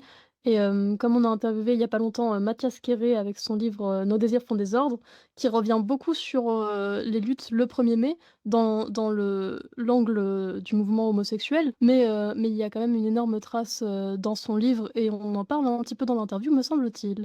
À écouter sur Radioverse. Ça, c'est le réflexe d'une super pro. Bravo! Ouais, Cécile, on va te laisser terminer sur le débat, sur le sujet. Alors je crains qu'on aille effectivement vers une banalisation du 1er mai, comme le sont peu à peu, les autres jours fériés et aussi, on voit parfois dans des micro-trottoirs qu'on interroge, des jeunes sur la signification de certains jours fériés, par exemple ceux qui commémorent, la fin des 2 guerres mondiales et que certains ne savent plus, à quoi correspond, quel jour férié et quelque part cette banalisation du 1er mai avec des ouvertures en masse de Jardiland et autres, commerces, de la grande distribution, ça montre aussi qu'il y a un manque d'éducation et de connaissances sur la signification, du 1er mai. Je rebondis, hein, je vais faire mon petit gauchiste sur la mauvaise éducation historique, etc. C'est aussi un plan de la bourgeoisie qui garde le savoir pour ces écoles de bourgeois et d'élite de la bourgeoisie pour faire justement des ouvriers de la chair à travail. Oui, et pour terminer, je pense que le symbole du 1er mai aussi, il n'est pas très bien compris par nos jeunes, hein. Contrairement on va dire à nous et à ceux qui nous ont précédés, les jeunes d'aujourd'hui, le 1er mai pour eux, ils sont loin, loin, loin de tout ça, quoi, hein. La lutte, tout ça, ils y comprennent pas grand-chose. Donc peut-être que le 1er mai, devrait être de nouveau expliqué, un peu mieux dans nos chers collèges et lycées et écoles primaires, peut-être, ça serait pas mal. On sait, quel débat lancer quand on ira, acheter du muguet, sur le trottoir, voilà, c'est l'occasion aussi de lancer le débat et d'informer, les gens en discutant qui ne connaissent pas forcément tout cet historique. Exactement, bien d'accord. Bah, écoutez, moi on va conclure là sur ce sujet et puis, bah, je vous propose, de passer sur un sujet un peu plus léger, un peu plus cool et on va faire le sujet de la team, tu préfères cuisiner ou alors tu préfères commander? Voilà, donc est-ce que cuisiner, c'est un plaisir ou une contrainte au quotidien? Est-ce que, commander à manger, bah, c'est plutôt un gain de temps ou alors c'est une mauvaise habitude? Et voilà, est-ce qu'on cuisine de moins en moins aujourd'hui? Toutes ces plateformes de commande, c'est quand même un truc, de grande ville et un peu de bourgeois, qui ont de la thune à dépenser dans des frais de transport et de livraison et les livreurs, franchement bravo à vous de faire ce métier-là parce que, c'est quand même énorme et il y a énormément d'immigrés et d'étudiants qui font ça et mais c'est vrai que quand tu es paumé dans la campagne, à part des sushis et des kebabs, il n'y a rien d'autre. Ou C'est vrai. alors tu dois attendre 1 heure que un gars qui passe, toutes les livraisons d'Uber Eats et encore il y en a même pas. Donc c'est vraiment juste un truc de grande ville et de bourgeois pour moi. Et j'ai pourtant étudié dans une ville où il y avait Uber Eats et je n'ai pas bah, j'ai pas ce réflexe-là, quoi. D'accord, donc Voilà, toi, de toute façon, mais de ça base, est-ce m'importe que un tu peu. aimes cuisiner de base? Bah, ouais, ça va, enfin, on m'a transmis Ouais. un peu ça aussi donc mais Mmh. en même temps, tu as pas forcément le choix, à part, des plats préparés, sinon tu peux pas, te faire à manger, quoi. Ouais, OK et mais après commander, c'est souvent, bah, c'est la flemme aussi, hein, il faut le dire, hein, voilà, c'est confort, c'est flemme, ça arrive, ding dong, voilà quoi. Tu as le pied sur le canapé, tu ouvres la porte, tu récupères ton plat, ta pizza, ton kebab, ton ce que tu veux et puis tu te remets sur ton canapé, quoi. Bah, ouais, mais je vais pas manger des kebabs à chaque fois que j'ai la flemme de manger, quoi, de faire à manger. Ouais, ouais, je suis d'accord, je suis d'accord. Ouais, Valentine, on t'en prie. Bah, oui, oui, oui, finalement, je pense qu'on va pas être forcément sur un débat si léger que ça. Parce que oui, en fait, c'est pas un choix. C'est exactement ce que disait Kiwi. C'est-à-dire que moi, personnellement, gustativement parlant, je suis pas une très grande cuisinière. Bah, si j'avais les moyens, je commanderais tout le temps, du coup. Mais en fait, j'ai pas les moyens de commander tout le temps. Bon, c'est quand même un peu fun de temps en temps de faire sa propre cuisine quand même. J'y prends quand même un peu de plaisir, quoi. Mais en fait, j'ai pas les moyens de commander. Effectivement, comme tu dis, Kiwi, déjà, de base, en fait, manger à l'extérieur, même quand tu es sur place, ça coûte quand même. C'est une sortie, en fait, pour certaines personnes. C'est une sortie, loisir, en fait, dans le mois. Pour d'autres, c'est une consommation habituelle. Mais en plus, le fait de te faire livrer avec les frais de port, il y a effectivement, au niveau, comme tu le disais, Kiwi, de la mobilité. C'est-à-dire que géographiquement, on n'est pas égalitaire, en fait. Donc, il y a des personnes qui, effectivement, vont manger que des kebabs et d'autres qui auront effectivement un peu plus le choix. Et oui, il y a un débat sur les plateformes de commande où je te rejoins aussi, Kiwi, sur les livreurs qui se tapent des étages, qui galèrent à trouver où tu habites et en fait, tu le regardes même pas dans les yeux pour lui dire bonjour quand il t'apporte ta commande, quoi. Mais bon, ça, c'est encore. Ça pourrait faire l'objet encore d'un autre débat, du coup. Mais en fait, c'est pas un choix de commander ou de cuisiner, quoi. Et derrière le mot cuisiner, là, pareil, on peut refaire un débat. Tu parlais des plats préparés, etc. Enfin, je veux dire, il faut avoir les moyens aussi de cuisiner. Quels produits tu cuisines? Il faut avoir l'espace. En fait, quand tu es étudiant, quand tu es précaire, t'as pas envie de cuisiner dans un truc où tu as un mini évier, où tu sais que la vaisselle, en fait, tu vas pas devoir la laver en 3 fois, que tu vas couper tes légumes sur ta table basse qui est celle de ton salon. Enfin, Mmh. bon, voilà. Et Après, qu'il y a pas de four. et qu'il y a pas de four. Effectivement, et du coup, les gâteaux au micro-ondes, ça a ses limites aussi, quoi. Et encore, faut avoir un micro-ondes. Donc voilà. Après, vous dites: «Ouais, cuisiner, cuisiner», mais les produits, si tu veux cuisiner, il faut bah, enfin, généralement, tu cherches à trouver des bons produits et la cuisine d'aujourd'hui, cuisiner, ça a un coût aussi, hein, il faut pas croire, hein. Les bons fruits et légumes, ont un certain coût, quoi. Donc OK, Uber Eats, vous parlez de la livraison, en plus, des fois, souvent, même leurs plats ne sont pas forcément, avec des bons produits, hein, il faut être honnête aussi, quoi. Donc il faudrait faire, peut-être un ouais, voir, ce qui vraiment, vaut le coup, si vraiment, est-ce que cuisiner maison, ça revient moins cher que de se faire livrer, Bah, oui. voir les produits, Bah, c'est clairement, la livraison est beaucoup plus chère parce que, c'est 10 € minimum par plat, j'ai l'impression et j'ai clairement pas, moi, personnellement, l'argent de mettre 10 € à chaque plat que je voudrais manger et acheter, mes ingrédients moi-même, ça coûte beaucoup moins cher que mettre 10 € par plat. Ah ouais? Budget course, c'est plus intéressant que Bah, un budget, paquet de pâtes, ça coûte 1 € et ça mmh. je fais au moins 2 repas avec, je pense donc Ouais, mais après ça dépend ce que tu peux manger, ce que tu as envie de manger. Tu vois ce que je veux dire? Parce que OK, oui, un bah, plat de oui, pâtes, ça sera toujours moins cher que Uber Eats. Mais Uber Eats, tu vas bah, commander des les plats plats un de peu plus pâtes élaborés, quoi. tu peux commander des plats de pâtes sur Uber Eats, non, à Paris et tout ça? Mmh. Donc Oui, oui, bien c'est un sûr. peu la même chose. Ouais, ouais, c'est sûr. Mais bon, en général, les gens qui commandent Uber Eats, ils commandent des trucs un peu plus, voilà, comme tu dis, des sushis, en ce moment, c'est la mode là, des Tasty Crousty, c'est des trucs un peu plus fun, quoi. Moi, je le vois comme ça, en tout cas. Ouais, Cécile? Ouais, sur le sujet du fait que c'est pas forcément facile de cuisiner dans des petits appartements, alors même que ça revient, quand même, moins cher, de cuisiner par soi-même, je voulais partager, un cas dont j'ai entendu parler par ma sœur, qui a une amie suédoise, qui donc, vit en Suède et elle apparemment, elle vit dans une résidence, mais au sous-sol de la résidence, il y a une sorte de crous, mais pour toute la résidence, où les gens peuvent, venir, manger, le repas, le soir à des tarifs du coup, plus intéressant, puisqu'il y a toute une économie d'échelle et j'étais super surprise et en fait, elle m'a dit que c'était, assez généralisé apparemment, en Suède, alors c'est peut-être que dans la capitale, ce fonctionnement d'avoir des sortes, de crous. Alors après, je n'en savais pas forcément beaucoup plus, sur, le budget de cette amie de ma sœur, mais en tout cas, le concept en fait d'avoir des économies d'échelle pour pouvoir te proposer des plats à des tarifs plus accessibles que, la restauration à emporter et plus, flemme compatible que cuisiner, chez soi, ça me semblait assez intéressant. Donc en fait, ce que tu nous expliques, c'est qu'en fait, en bas de la résidence, il y a comme une grande cuisine où les gens peuvent venir cuisiner leurs plats et le partager avec, les voisins, tout ça?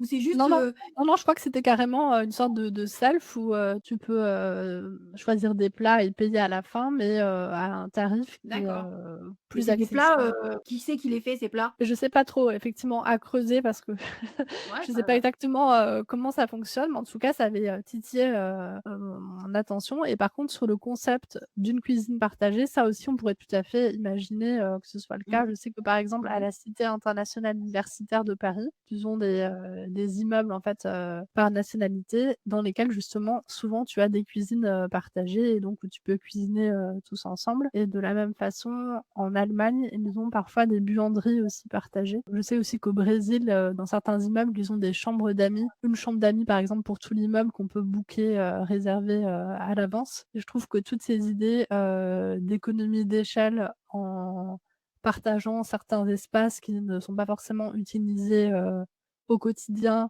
mais qui, en étant, mutualisés par un ensemble de personnes, permettent de favoriser, les liens sociaux et également d'économiser de l'argent, c'est, très intéressant et qu'on devrait, y réfléchir. Ça rejoint la question plus large, du logement et ça mériterait, d'en Mmh. faire un sujet à part entière, mais en tout cas, on voit qu'on en est loin en France avec, tous nos petits logements dans les grandes villes, qui sont parfois, mal desservis en cuisine. Je vais plus soyer ce qu'a dit, Valentine, tout à l'heure. Non, ce qu'a dit Kiwi, pardon, tout à l'heure, mais je plus sois aussi, Valentine. C'est que, les livraisons, c'est vraiment quelque chose pour les bourgeois, quoi, qui exploitent, encore une fois, la grande précarité des livreurs Uber Eats. Donc ouais, le seul choix, qu'il y a à faire là entre cuisiner et faire un Uber Eats, c'est ne pas choisir Uber Eats. Et donc pour vous, après une journée de travail harassant de fou malade, cuisiner, c'est vraiment réaliste? Vous rentrez, vous êtes claqué de la journée. Mais il y a pas le choix, c'est Hein? ça Bah le si, il y a tu pas as le le choix. choix justement, puisque ces Bah non, plateformes existent, c'est qu'il y a eu un choix qui s'est non, proposé. je n'ai pas l'argent de dépenser à dépenser dans dans ce système de livraison. Alors Exactement, si oui, tu as le choix, c'est que tu as l'argent pour, te dire, «OK, je vais faire, venir un chef personnel pour me faire à manger». Mais, la réalité, que quand tu es étudiante ou, ouais. travailleur, et je parle même pas de travailleur précaire, hein. Aujourd'hui, même si tu travailles 35 heures, c'est encore, dur d'avoir, un bon repas, dans ton assiette tous les jours. Mmh. Oui, les pâtes à 1 €, c'est le quotidien de, à mon avis, la majorité des personnes. Mmh mh. Donc c'est un luxe. Oui, Ah, la commande, comme le restaurant, Bien c'est un sûr. luxe et c'est de plus en plus un luxe. Oui. Alors le après resto, c'est devenu un luxe. C'est devenu un luxe parce que, des années en arrière, tu pouvais aller au resto, avec des bons plats à des prix assez, corrects. Maintenant, quand tu vas dans un resto, ouais, tu y mets ton salaire, quoi. En exagérant, hein. Mais, vu les prix, qui pratiquent, tu hallucines, quoi. Pour une famille, tu t'en ressors à quasiment, 150 balles, le resto, quoi. Et encore, si tu choisis pas, des boissons, quoi. Mais oui, oui, c'est effectivement, c'est tu pas le choix, quoi. Enfin, c'est et là, dans ces cas-là, si tu rentres tard le soir, que tu es crevé, en fait, du repas de la flemme, ça va être, du pâté, du fromage et du pain, quoi. En fait, Mmh. oui, effectivement, tu as des alternatives si tu pas envie de cuisiner sans commander, quoi. Après, faut voir ce que tu vas manger et voilà, donc il y a quand même aussi des alternatives enfin, tu n'es pas obligé, c'est pas une question d'alternative, pardon, c'est juste, tu pas obligé de cuisiner en soi. Mais par contre, tu pas forcément le choix pour autant de commander, quoi. Donc ça va être, une soupe toute prête, Knorr et encore, ce sera certainement marque Leclerc et puis un yaourt, quoi et un paquet de chips et puis ça fera ton repas, quoi. Ouais. Donc voilà et je voulais notamment rebondir sur ce que tu disais Cécile Biss, sur, les résidences universitaires. Alors, on est chiant, hein, ce soir, hein, quand même. On est un petit peu contestataire, quoi. Mais je sais pas si c'est un modèle que je ne connais pas de résidence, mais alors moi, j'ai le souvenir des résidences Crous. Et quand tu es en chambre de 9 mètres carrés, oui, tu as une cuisine collective, mais tu as un frigo, c'est un casier, en fait. Ton frigo, c'est un cube, quoi. Tu mets 2 bouts de fromage et un tupperware de tes restes de pâtes, quoi, forcément. Et en fait, les cuisines, donc ce qui veut dire, c'est que cuisiner, généralement, tu as quand même des produits frais quand tu veux vraiment te lancer sur de la cuisine, etc. Donc, en fait, tu peux pas stocker ou faut que tu aies le temps de faire tes courses tous les jours, en fait.